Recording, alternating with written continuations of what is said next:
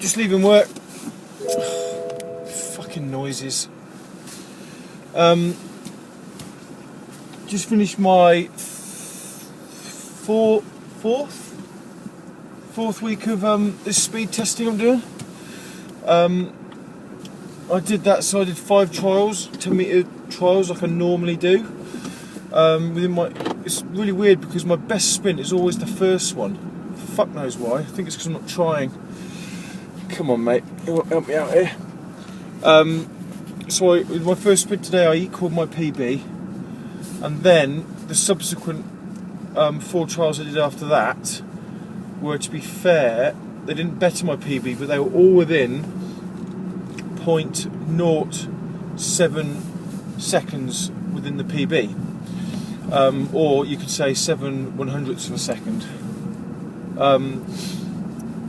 which is okay, I think, because it means consistency. Even if I'm not getting quicker, I'm getting more consistent. And obviously, in a game of rugby, if the majority of your sprints are closer to your best, then you're still quicker at any given moment, aren't you?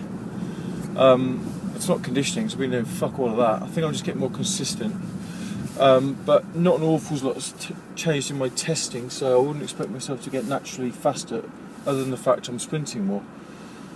Today I did banded back squats with medium bands, and did 2 sets of 3 on 160, so it was probably around 180 at the top. My depth is not very good, but I am not too fussed about it because I'm not weightlifting. I'm still getting the stroke length is still pretty significant, but when you look at it side on, my the top of my thigh is barely parallel with my knee, but I've got such ridiculously long thighs that my ankles and my knees are at the extremes of their flexion before my hips are. I'm not sure what I can do about that. I don't need to be base grip squatting.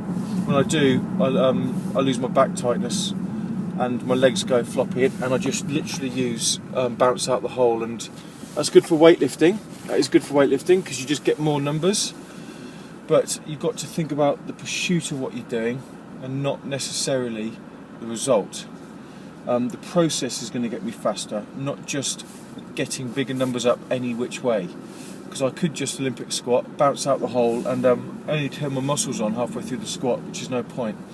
I want my legs to be taking the brunt of it the whole way through. So if I stop just before I lose my control in my middle, my legs will just take all the focus there.